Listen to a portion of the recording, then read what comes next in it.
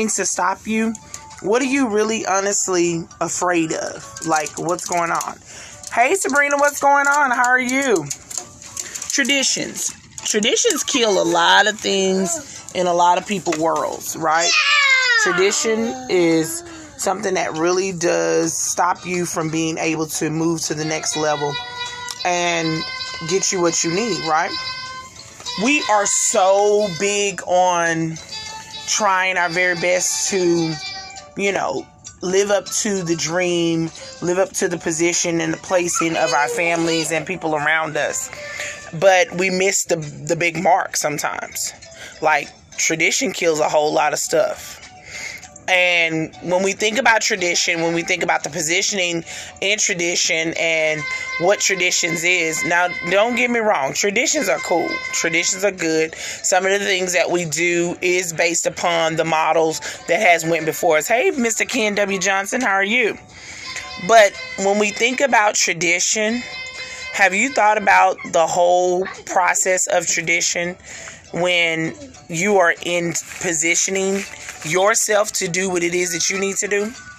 Like, have you really sat around and thought about how, as a person who come from a large family, and maybe in your family you have some things that has happened, I'm going to do this because, my uncle did it. I'm going to do this because my aunt did it. I'm going to do this because this is how it went, and this is how it happens with us, and this is what we do. And I went to college because my cousin went to college, and my grandfather, worked at this place, and we lived at this place. We churched at this place, and all these kind of things. This is how the traditions came about, right? But have you ever sat around and thought about how sometimes traditions have gotten you to a complacent place and they have really honestly handicapped you? I mean, my question is that, are you really seriously in a position to let go of your traditions and live? Are you really in a position to where you are so tired of that moment when things around you are really trying to happen in your world, but yet you're like, I don't know if I want to go against the grain. I'm doing good so far. My son left for the Air Force yesterday, and I'm trying to deal with the process. Absolutely, Sabrina, absolutely. And to just speak about that, that's another thing. Traditionally, our children, they're in our lives, and they do different things in our lives, and they come into our lives. We become such a pillar of their lives, and they're a big part of our movement and our work and who we are. And then the time happens where they have to spread their wings, and they have to really go and become their own selves, their own persons, and everything that we've taught them inside of us, we've poured into them and given it to them. It sometimes become difficult because here it is. This is the person who has depended on me for all of these years, and now I am in position to where they are now independent and they're doing their own thing, and they don't have to depend on me anymore, right? So as a parent, it becomes difficult. But what I want to encourage you and let you know is that if you have raised your child, if you have raised him well, and if you have given him all of the tools that he needs to be productive in his toolbox, then by all means, you don't have anything to worry about your son. Some things in life, and a lot of things in life, especially with the way that the world is going, the economy and our actual the way our leadership is right now, yes, it does become alarming. As a parent, it becomes alarming. But again, when your child makes a decision to serve in the military and really honestly wants to serve and protect his country, then that's a real big step that person is taking. Because for someone to step into a role and say, I'm willing to die, because that's really what they're saying, I'm willing to die if it comes to the safety of my family and other families, I'm willing to do that for them, then we do nothing more than really we pray for them. We pray for them, and not only do we pray for them, we also make sure that we keep them in a position of where we are consistently pushing forward with them, right? So one thing I want to definitely make sure that it's understood and it's noted is that he will be in our prayers, and I am so grateful that he has made a decision to serve our country, and he will continue to grow. And you as a parent have done a great job with your child, and he's made his own adult decisions. And so as a mother now, my question would be to you is that what's your next? Now that your son has gone on to go off to the military, what is your next? What is it that you need, Sabrina? What is it that you need as a person, as an individual? Step outside of your mother role. Step outside of your wife role. Step out into the role of who you are as a person and say, what is it that Sabrina needs? See, traditionally, sometimes we are in those positions and we have those positions and we make that to become our normal. Like, that's our place. Like, that's who I am. I am a wife. I am a mother. I am a business lady. I am a businessman. I'm a CEO. I'm this and I'm that and everything. But you forget that those are just positions. But who are you as a person? Who are you as an individual? Who are you as that person that steps up and really seriously you show up for the game every day? Who are you? Who are you as a person who is really making a solid choice and you're really, really pushing forward in your movement? Who are you? And what place do you have in this world? And what difference can you make to this world?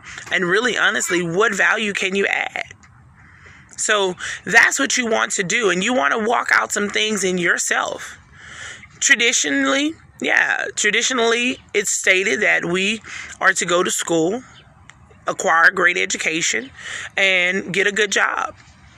And work the job for years, retire, receive a monthly check after retirement, and then if you're an older grandparent, if you're an older parent, then keep your children, keep your grandkids. And then if not, then you're just going to, live life and sit back. But then what happens when you really seriously, abruptly take against the system of tradition? You make a decision and you say, I'm going to be a person who does this. I'm going to be an entrepreneur. I'm going to step outside of the regular box and I'm going to be an entrepreneur. And then I'm going to change the world and I'm going to achieve all these goals and I'm going to do all these different things. I'm going to make some differences within my community. I'm going to be a millionaire. I'm going to be a billionaire. I'm going to do all these amazing things that no one else has done. I'm going to break some barriers in my family. I don't care to go and acquire a degree in college. I'm going to learn how to become my own self-made millionaire boss and all these other great things, right? I'm going to link up in a network with people and I'm going to become something totally outside of the tradition of what it is. I'm going to set some really, really foundational work and I'm going to be a pioneer in what I do. Tradition gets upset and it's scary.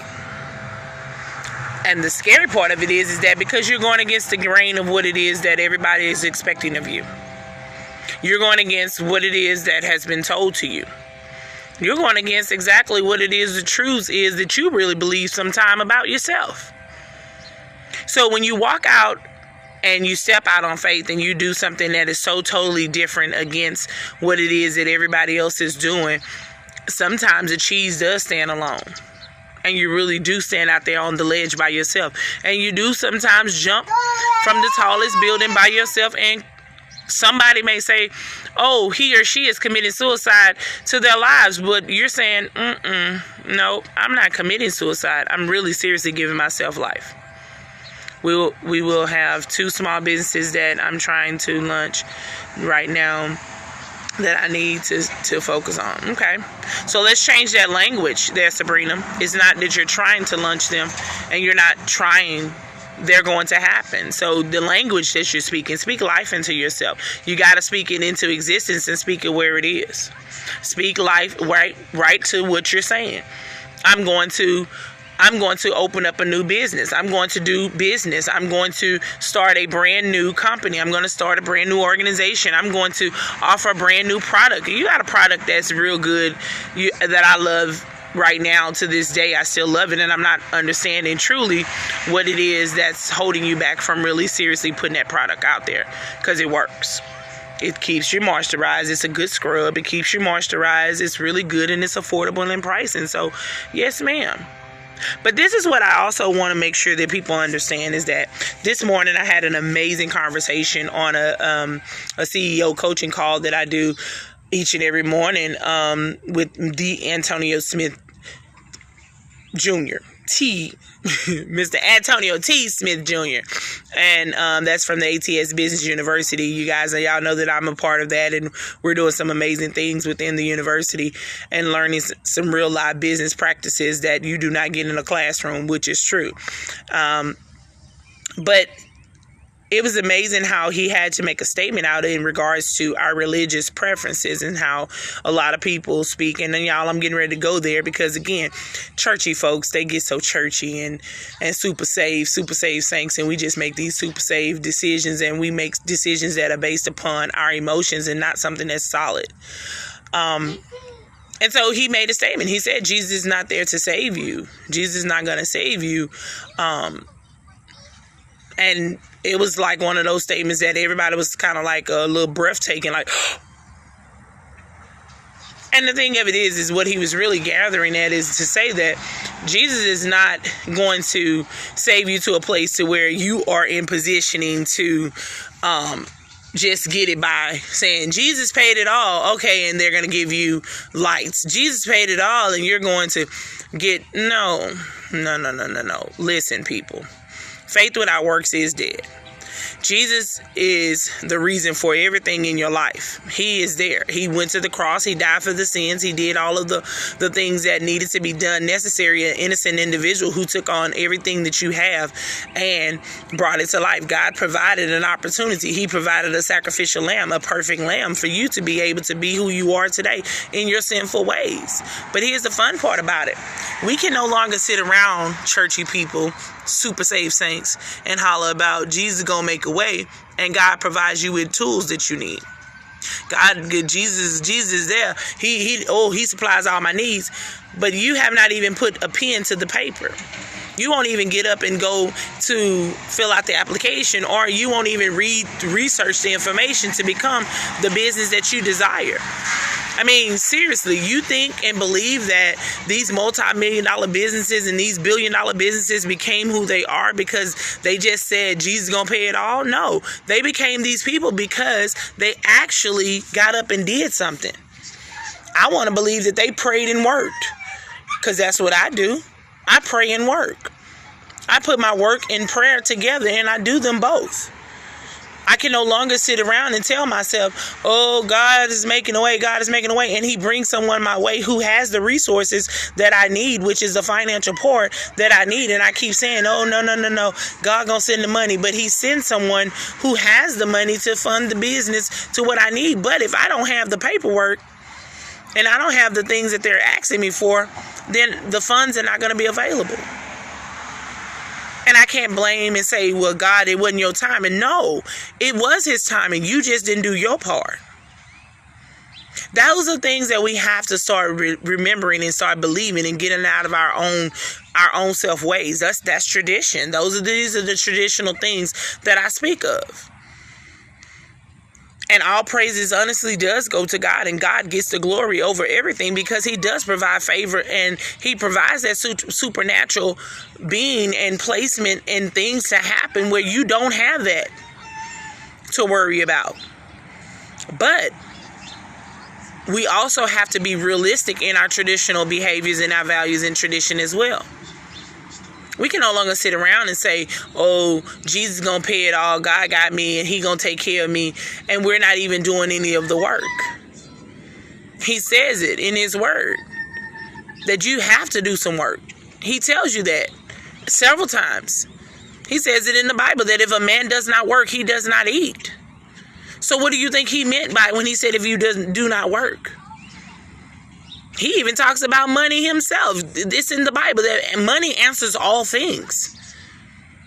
So when we're sitting around and we're saying to ourselves about what our traditional beliefs is and how our tradition is and how we're making our decisions on how we're going to handle our traditional thoughts and everything, are you really seriously handling your traditional thoughts to a place of where you're traditionally trying to set new trends and you're trying to set new goals and you're setting out new ways? Because the old ways are not really working for you. I mean, they're not. We're losing on all levels when it comes down to some old things that we're deciding to do. He says it in his word that he's doing a new thing. He creates new mercies, new graces each and every day. So if God is even one to say, I'm not into the old traditional, I'm not into the same old ways, what makes you think that it's okay for you to stay stuck into your traditions? I mean, you're free to stay stuck into your traditions and you're free to stay stuck into your ways. But here's the thing that I wanted to just enlighten and make sure that we understand is that if the old tradition of being broke down, being miserable, being sad, being, all over the place and not having anything and not having joy, not having peace and love and kindness and all your fruits of the spirit to work well for you, long suffering included, the one that we don't love, long suffering included. But if these things are not working for you, then why would you continue on with the same tradition? Have you ever seen somebody who has the same cycle of life that they do each and every day? Like the same cycle, the same routine, the same way that they think. Like you saw them last year, you saw them 3 years prior, and they still have the same thought. They still doing the same things. They still believe in the same way. They still act in the same way. They're still doing the same things. Have you saw someone who you went to high school with, you see them now today, they're still doing the same thing? High school. So what I'm saying is that, you guys, let's take our traditions and let's really honestly elevate them. I'm not saying that you need to lose your religion and you need to lose whatever it is your faith base is or whatever it is. Do it. But please understand that the God that I serve, my God is not a broke down God. My God is not a poor God. My God is not a God that do not have it all. My father says he owns everything. My daddy is rich. He owns everything. So if my daddy is rich, why would I not be a rich kid? Which is something that I'm really, really seriously trying to understand. Why do we sit up there and shun money? And I think we shun it mostly is because we don't understand it. So things that you do not understand, it's so easy to say, oh, that's the devil. Oh, that's not of God.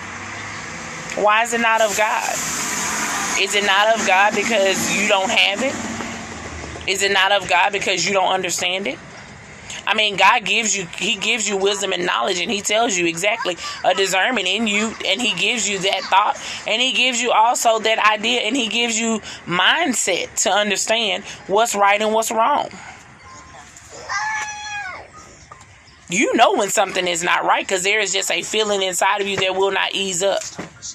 You know when someone is not doing the right thing. You know when a situation is not right. You know when a deal is sour. When all things don't add right. So you know these things. But what we have to start remembering and what we have to really start paying attention to is that we have to come outside of our traditional selves, smash the traditional box, and really seriously become what it is that you know that you want to be. A lot of times people that step outside of the box and do different things new and set trends out, those persons have to step outside of their normal. Have you ever heard about people saying that I had to leave my normal place? I had to leave where I was. I had to leave the space of where I am. I had to leave my traditional home. I had to leave my traditional job. I had to leave my traditional spacing and go off and then come back. I mean, Jesus had to do it. He went to his own and his own did not receive him. So therefore, it's already proof in the historical text and in the Bible everywhere around you that people do. If you ever listen to anybody's success story, someone's story of how they really honestly elevated themselves and got to the next level, they've all had to tell you and say to you that I had to leave my normal space. I had to leave what was normal and I had to separate myself from all those things. I don't know what's going on with my lighting today. I had to leave what I knew traditionally. Hey, Kim, what's going on? Yeah, I have to leave all the people that I love. I have to leave all of these things. I have to move away from all the things that I know to be, and I had to come up with what it was and what should be. So when you are saying to yourself, and really when you are saying that, I want to be in a position to where I can really seriously live my life and I can step out of the box. A lot of times they call the person who does the difference, that black sheep is what it's really called. And I wouldn't even call it a black sheep. I don't know what's going on with my lighting. I wouldn't even call that person a black sheep. I would really say that you're just really, honestly, you made a decision and a choice to step outside of the normal box. You made a decision to say that I'm not going to settle for what has been told to me in the traditional manner of, oh, you just good enough to go to school. You just good enough to go do this. You just good enough to do that. Oh, no. You should do this. You should do that. How many people really seriously are living their parents' dreams? I know a lot of people. I know a lot of friends that right now they have made a decision that they're going to become these people. They're going to do these kind of jobs based upon what a friend said or what a parent said. I have a friend right now. She's working in a business, a career that she hates. And she hates the career because it's not what she wanted to do. But because that's what her mom did, that's what her dad encouraged her, and because she wants to make her parents so proud. She's now living in misery because she's making her parents proud. But my thing is that when are you going to make yourself proud? Because you live with you every day. I love the fact that, yes, she would want to make her parents proud, but you live with you. You are with you. So here's the thing that we have to really understand, and that is that traditions are good. Don't take anything away from a tradition. But also, traditions can also teach us that we can be complacent. Traditions can also teach us that we are in a selfish position. Traditions can also teach us that we lack in our own self-thinking and our own self-believing and our own self-motivation, and we doubt. Traditions can really make you doubt. But you have to really honestly pay attention. Pay attention to how you are allowing tradition to get you off track. Pay attention to how you are allowing the traditions of and the voices of someone else to speak life into you and to speak to you to that place. So, while you're thinking today, I just had a question. And the question is that as you are walking through life and you're really seriously allowing life to go forth, are you walking into the life that you want? Or are you walking in the life that someone else has for you? Are you doing some things today that you want to do? Are you living the dreams that you want to live? And are you being the person that you want to be? Or are you doing it according to somebody else? It's okay. It's all right. And if you found yourself saying no to yes to a lot of those questions, then now the question of the day is that who are you? And whoever you are you okay with them? Do you like who you are? And if you don't like who you are, you do know that you have time to change it, right? Because every day that you get an opportunity to get up with breath in your body, the air that is given, and the life that is supplied, and the beats of the heart that's given to you, God is giving you new graces, new mercies every day to become the person that you really honestly want to be. You really truly are your own rescue. So rescue yourself from the miseries of life that's not really honestly yours.